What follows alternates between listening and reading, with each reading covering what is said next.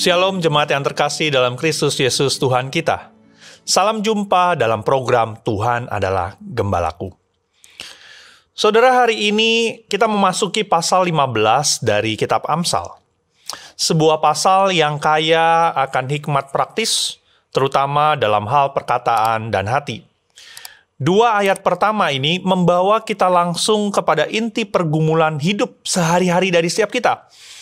Apa yang kita ucapkan ketika situasi memanas.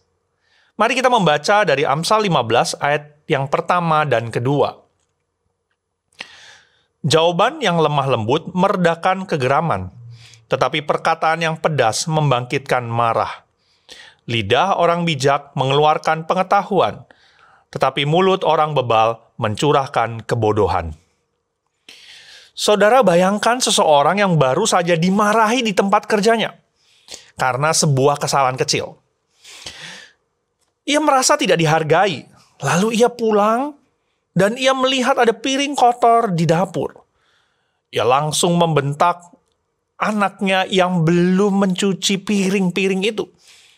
Anak itu menjawab dengan suara lembut, "Maaf ayah, aku tadi mau mencuci, tetapi aku mau bantu mama dulu."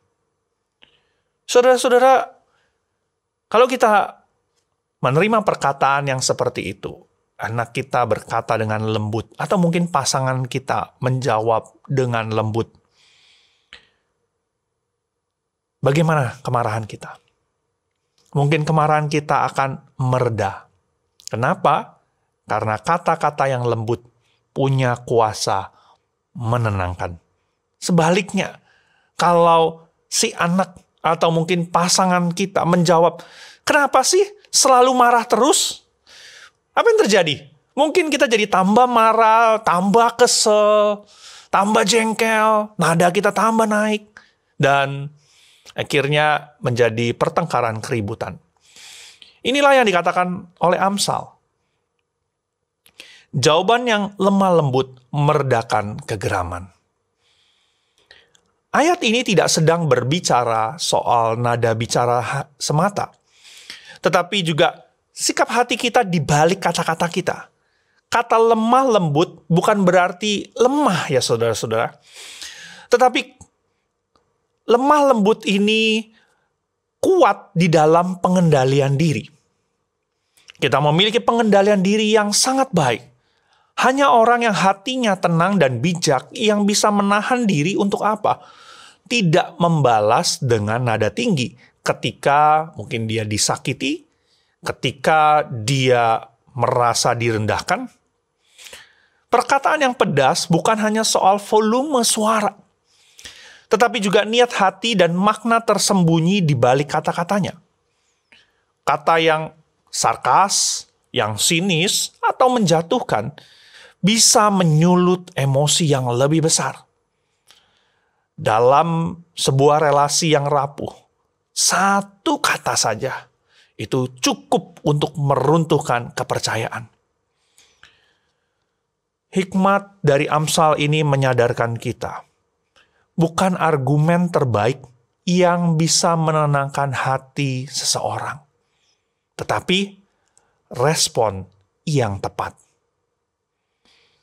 Lalu di ayat yang kedua dilanjutkan, lidah orang bijak mengeluarkan pengetahuan, tetapi mulut orang bebal mencurahkan kebodohan. Saudara-saudara, gambaran ini mengkontraskan dua gaya berbicara. Orang bijak tahu kapan harus berbicara dan apa yang perlu dikatakan. Ia bukan hanya tahu banyak, tetapi tahu bagaimana dan kapan menyalurkan pengetahuannya itu. Kata-katanya mendidik, kata-katanya membangun dan membawa terang.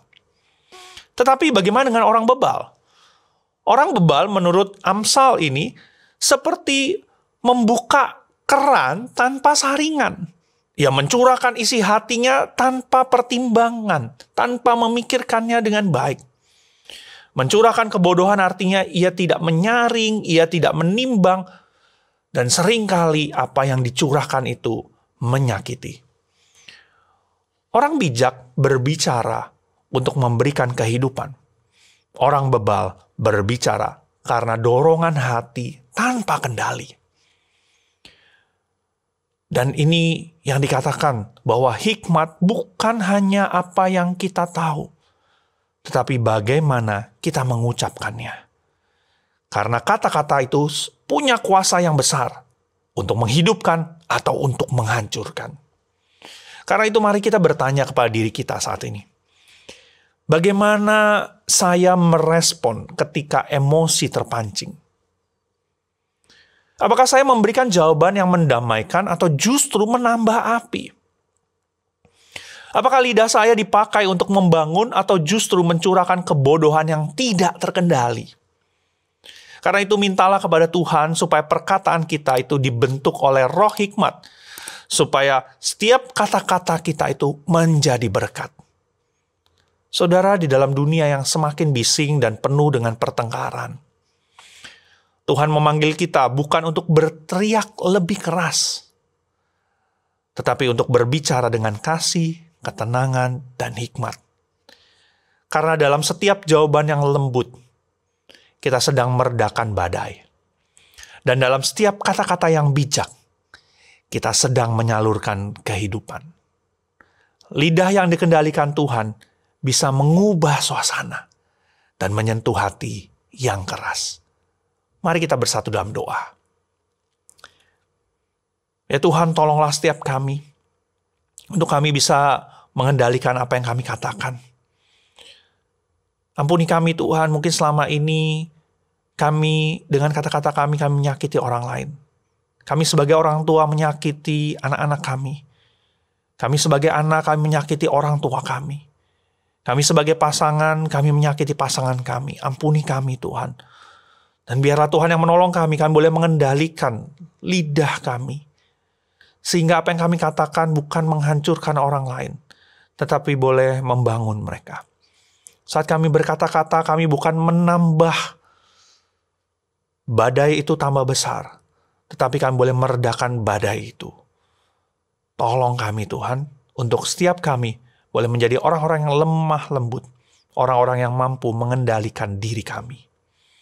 Inilah doa kami, dan kami mohon pertolongan dari Engkau. Di dalam nama Tuhan kami, Tuhan Yesus, kami berdoa. Amin. Tuhan Yesus memberkati.